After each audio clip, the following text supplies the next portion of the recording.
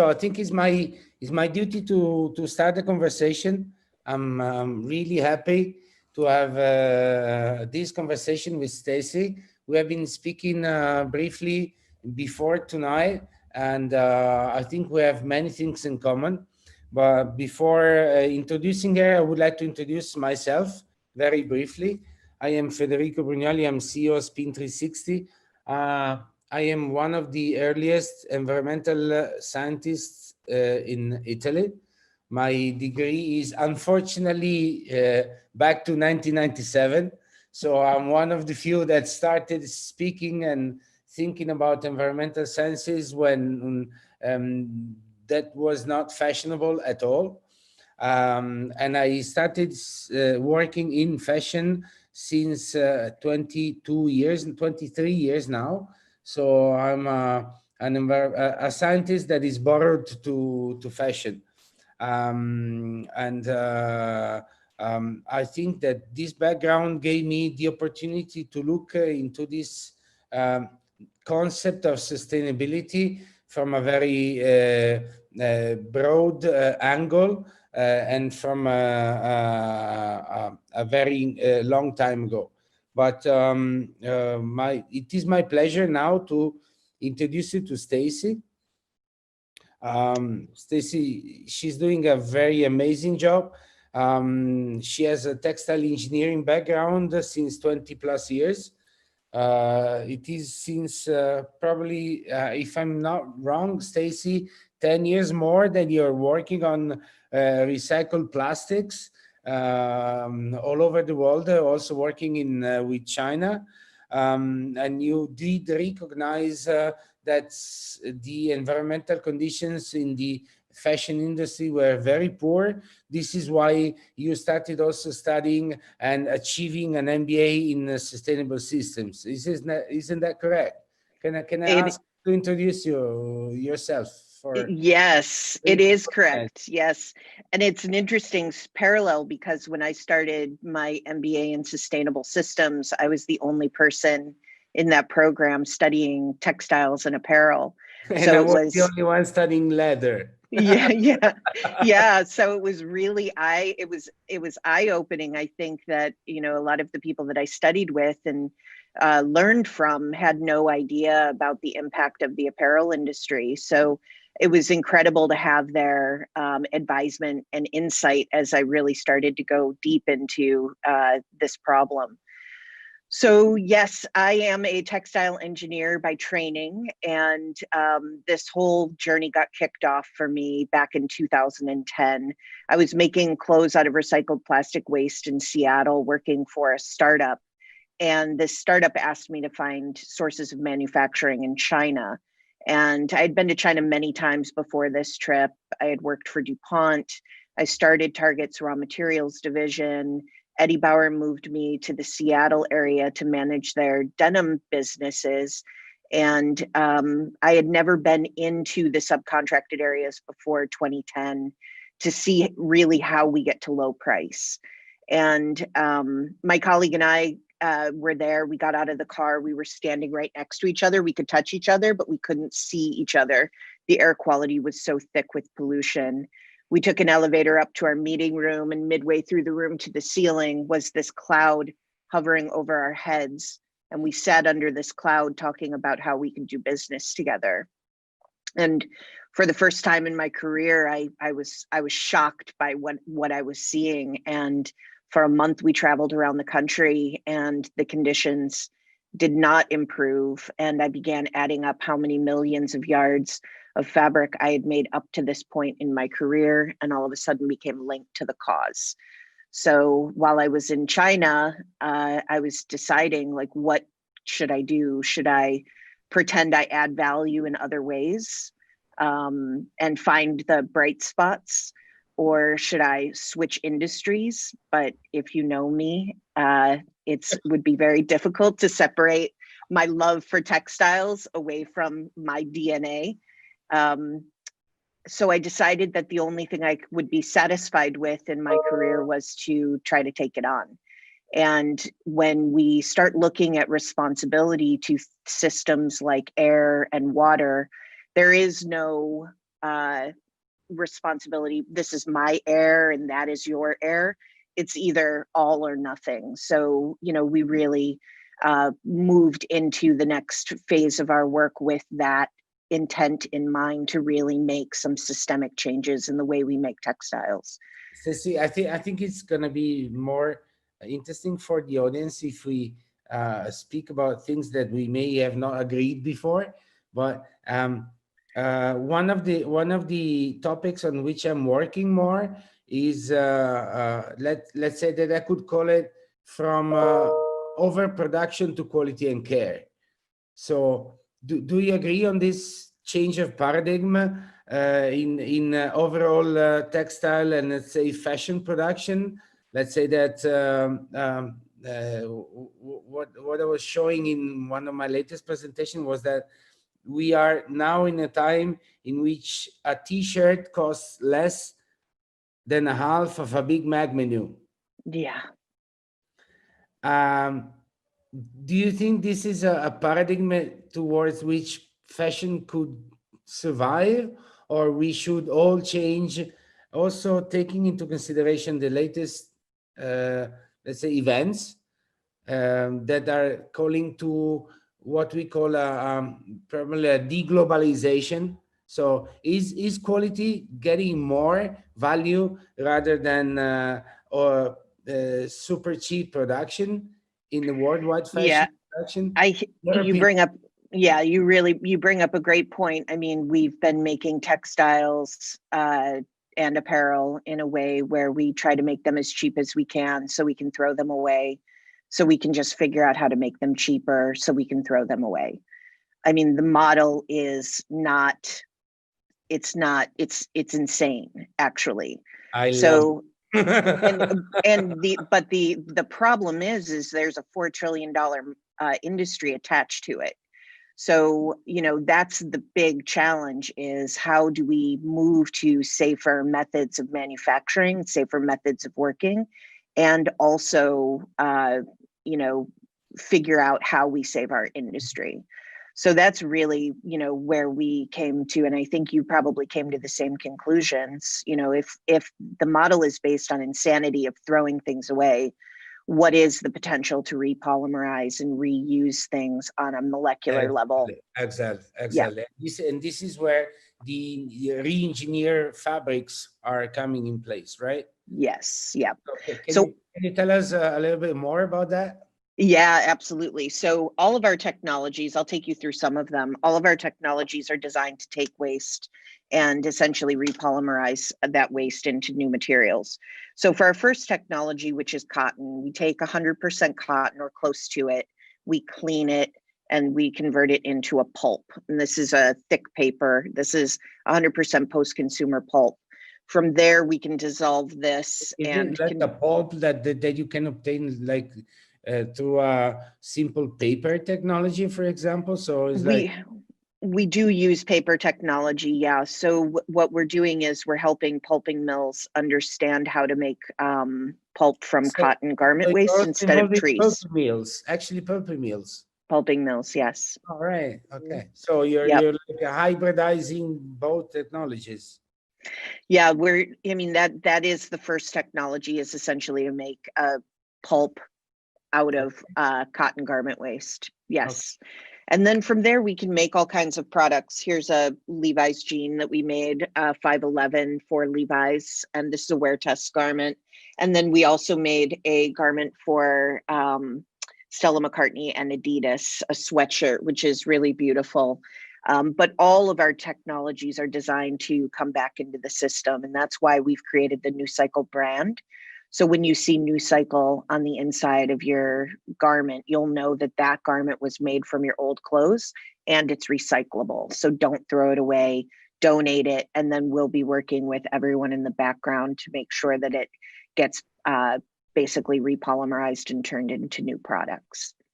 So we do this with cotton. We work with polyester. We have a recoverable stretch polymer, which is basically basically a recoverable stretch. So it is a virgin material in its first incarnation, and then we can basically isolate the polymers and then convert it back into stretch materials.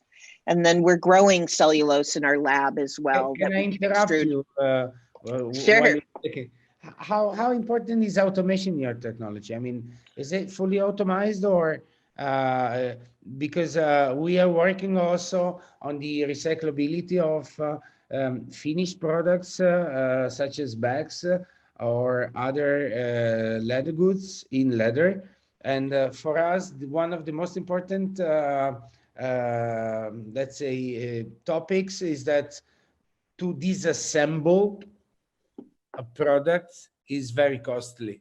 So are you working with a fully automated already, with a fully automated process to disassemble the products that are getting into your supply chain, or are you still struggling with a cost issue that is related to disassembling and separating different materials?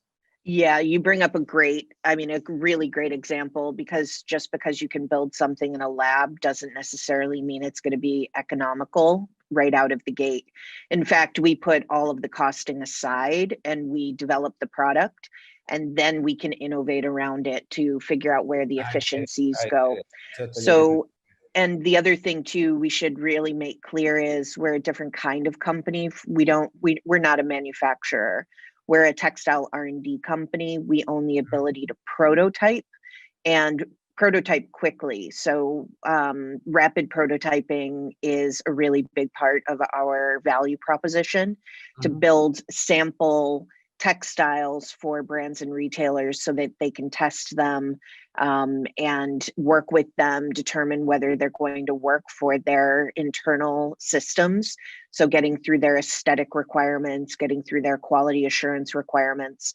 Then once that standard is built, then we can transfer that intel to their global supply chain partners and train them how to use the different technologies. Okay. So Stacy, tell us a little bit more about your process. I mean, sorry, I interrupted you, but...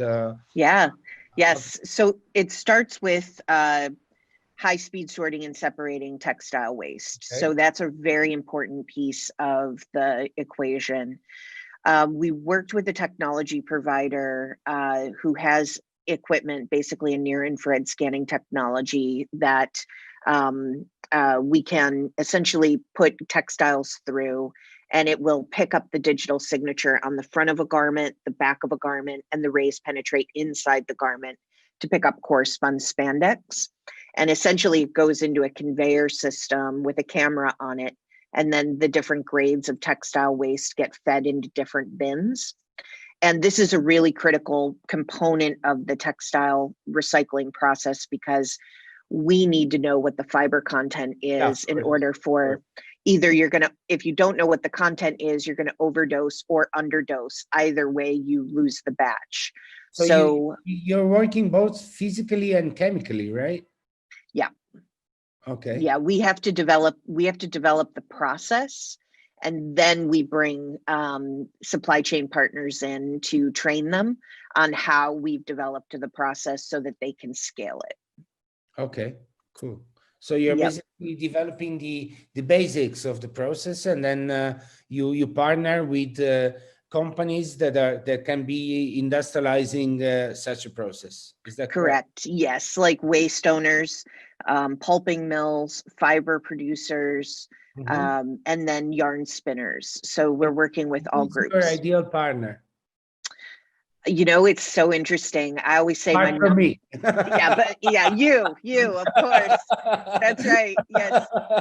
No, I think, one of the most important things, it's going to sound a little corny, but if you can tell almost right away whether you've got someone who's enthusiastic. Early stage technology that doesn't exist in the world is not for everyone. I know almost immediately if someone tries to beat us up on price out of the gate, it's likely not going to work. Because if I told them how much it cost me to do this, they would probably die. So is your ideal partner, let's say, a large enterprise, or or a daydreamer, a small and medium enterprise? It's everybody, actually. It's, I am not afraid of big because I spent the first half of my career causing the problem. So I do have a great deal of empathy for large companies. And if our technologies can help get these large companies back into alignment with natural systems, I am not afraid of that. Okay. In addition, the smaller brands, the ones that set trends, smaller designers, those are very important when you're setting perception. So when we set perception with anything, we want to start at the very top. So, Stella McCartney is an incredible advocate for our technology. Stella McCartney is going to launch it at a price point that likely won't be accessible to the mass market. But perception will be high if Stella launches it high. You can always drop price, but you can never raise perception if you start low. Do you believe in sustainability by design? Absolutely. I think design is sustainability, yes. And now we are, So one of the things we should train designers to be more sustainable. They're craving it. They crave it. I've never known a designer who designs with the intent to do harm, ever. Never, but probably they're not fully aware of which is the impact of their choices. Yeah, absolutely. And have you ever carried out a life cycle assessment of your technology? An internal one, yes. Yeah, we've got a 32-page document tracking every iteration of development. And one of the most interesting things about the tech is by preventing these resources from entering landfills, which is, my major passion. That's where by preventing them for using land to grow. Yes. Yes. Yeah, absolutely. Yes. So, my passion is preventing those resources from ever entering a waste stream. So we want to create an intervention point right there when that choice is being made. Do I donate it or do I throw it into the garbage? We want to go after that consumer behavior and get consumers to start donating their clothing. It's a big problem, though. I mean, if consumers in the United States started donating all of their clothing today, it would likely cripple the existing infrastructure for receiving that waste because there is so much out there. Stacy, just one other non-agreed question. That is to say, how big is the problem of multi-fibers or of multi-materiality in a single product? It's significant. Most garments are multi-materials. Even sewing thread has a polycore typically, and it's wrapped with cotton. So there are no 100%, very few, I should say, 100% monomaterial garments out there.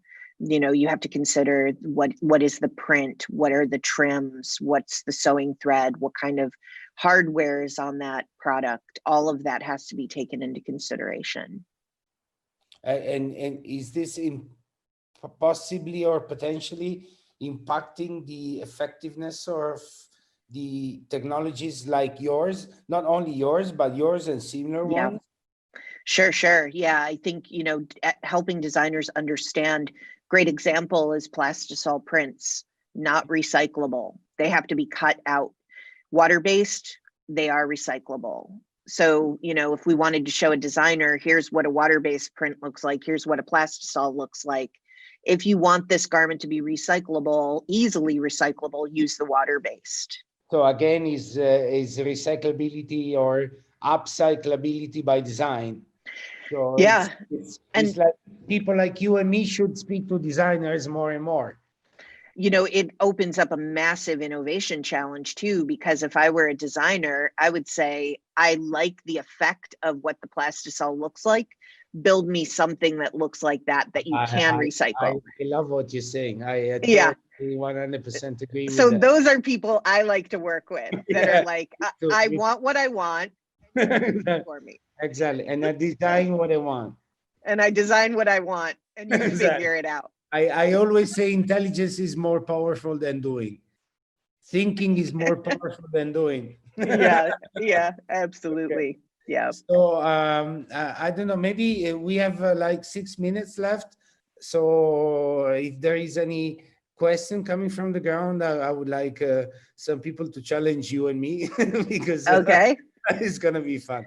Yeah.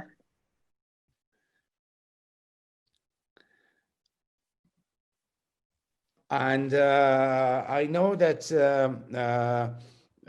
normally people should write in the chat if they have any questions. Otherwise, Stacey, I think you and me can go on thinking and speaking together for a long time.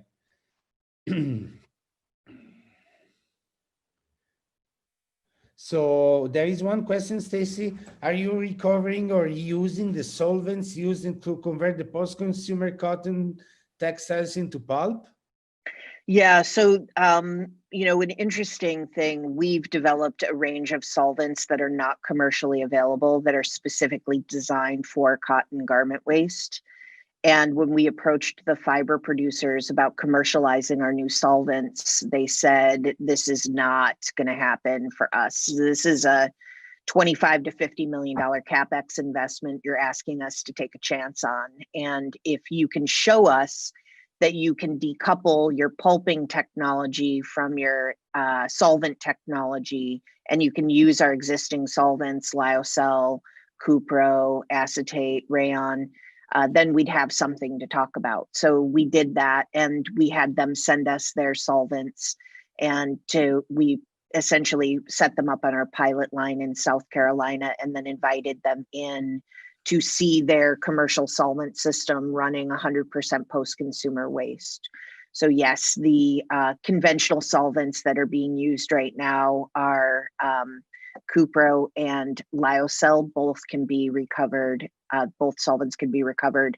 However, the solvents that we've developed for 100% cotton waste, those solvent recovery systems, not only are they designed for waste, but the recovery systems are incredible. But let me add a little bit on that, and I will recall the topic of upcyclability or circularity by design, meaning that there are some technological bottlenecks linked to the waste streams and the recyclability of products, which if they're not thought from the very beginning to be solved, then they're going to be very complex. So I think you are addressing a very complex problem, Stacy, which could be much easier if it would have been thought from the very beginning. And Sure, now we are in a period of time in which the new designers, the young generations that are studying fashion design in fashion schools may address these topics from the very beginning. Yes. So yes, but the person writing the check is a gray-haired man or woman who is interested in how much am I going to make and how much am I going to spend. Bravi. And that is all they care about. And, and when it comes right down to it, like that is a group of people that are now being required to really think differently about the business, because COVID has stopped our industry in its tracks. And consumers haven't been buying at the same rate over the last 2 months. So now they see the insanity around the model.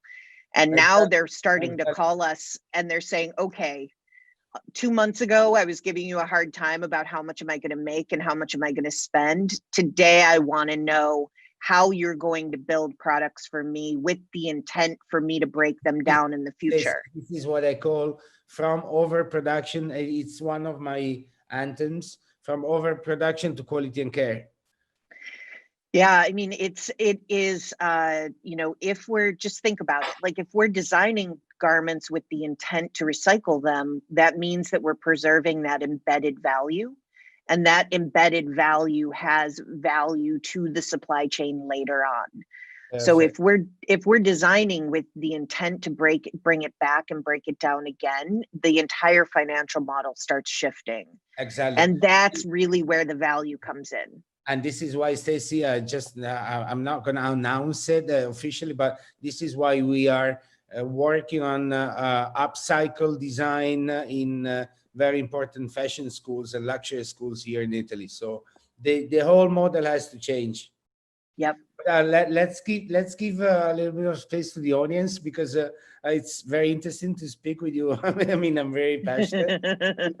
But so there is one question coming from the ground. So, are you integrating a circular program to refurbish your finished products to extend the lifespan? Meaning, are you thinking to design your products to be recyclable? So, it's an interesting, I think what they're saying is that can it be mechanically recycled? Can it be disassembled and reassembled before it goes to molecular regeneration? And the answer is absolutely. We really do have to think about how do we keep those resources in their current state for as long as possible before they come for full molecular regeneration. So there are a lot of people in the ecosystem working on disassembling and reassembling styles mechanically, which is incredible. We support that. And upcycled designers who are specializing in that, we support that as well. Anything that can't be resold or reworn should go into molecular regeneration. And that's where our tech comes into play, our technologies.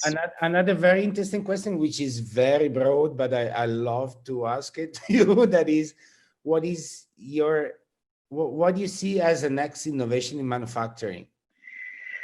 Ooh, that is a broad question. That's a broad question.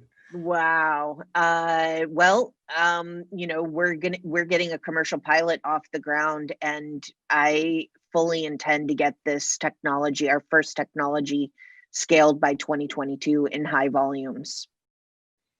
That is? Regenerated cotton garment waste. Yeah. Okay. Mm-hmm.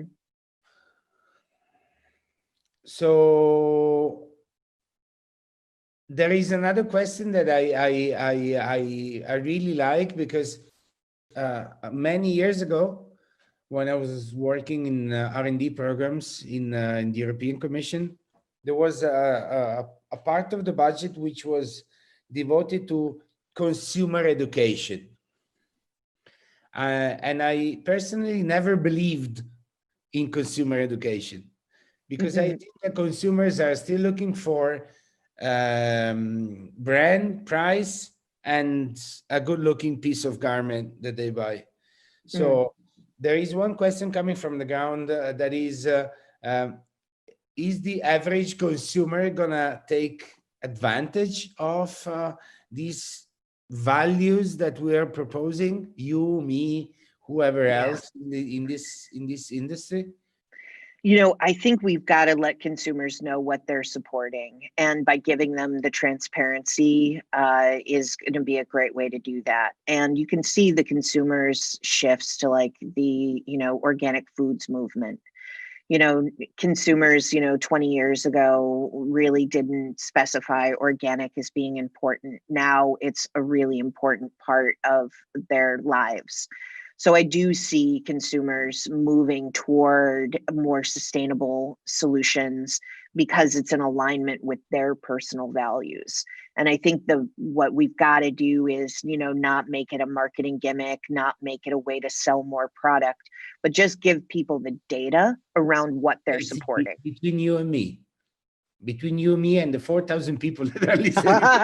Yeah. Do you think they care? I think they do. I think they do. I think they do. I personally think but that, they understand. I think we make them understand what they're supporting. If you are, supporting something, let's face it. I mean, that if you're making a product that is cheaper than a Big Mac, there's only one way that we can make it that inexpensive. And that is, and this industry has a way of getting away with, damaging not only the environment, but also people. And if people want to support that, I think we need to be honest about how that product was made. And but I'm asking because I see there is also another question coming from the audience. There is it's very nice. How should I feel guilty if I'm not buying 100% sustainable? But this leads you and me, Stacy, to think about how easy it is to make it and easily understandable. Yes. If a piece of garment or whatsoever is actually sustainable or not. Well, I will say personally, I feel like my atonement period is up. We have now developed enough world-changing technologies that I am now satisfied with my contribution in a positive way. I don't think that feeling guilty should be part of the equation. One of the most beautiful things about the way we dress is an expression of our culture, and we've got to preserve that piece. How we make the textiles, how we make the apparel has to change, and it has to be modernized to support not only the environment, but also people. I totally agree with you. And by the way, just for us to know, because I think we're going to speak in the future as well, Stacy. But in general, with the audience, it is very important, in my opinion, to have a clear and unique idea of what sustainability means.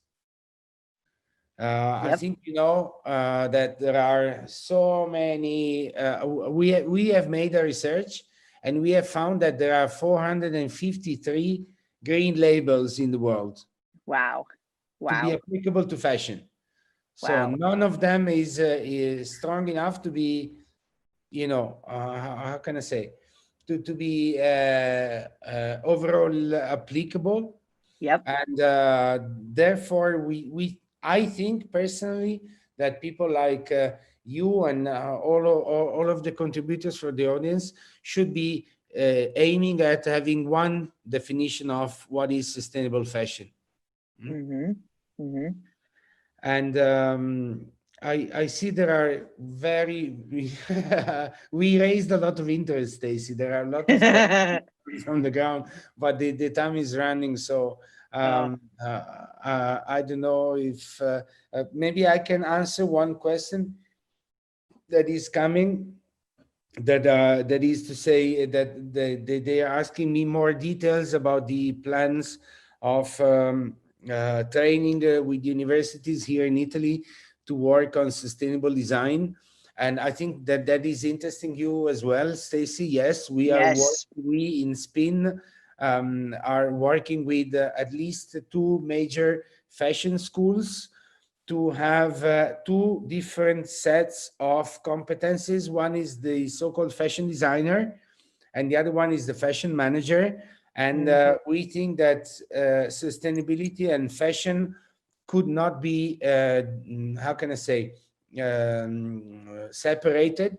So we are making a training course for fashion managers in which the training program is fully integrated with sustainability, as well as fashion designers. So life cycle assessment and amazing assembling and monomateriality or easiness to transition from one material to the others are all elements that are included in the training program. Great. Yeah, I'd love to help you with that. I would really like you to be a visiting professor if you would like. Sure. Yes, I do a lot of that. My pleasure.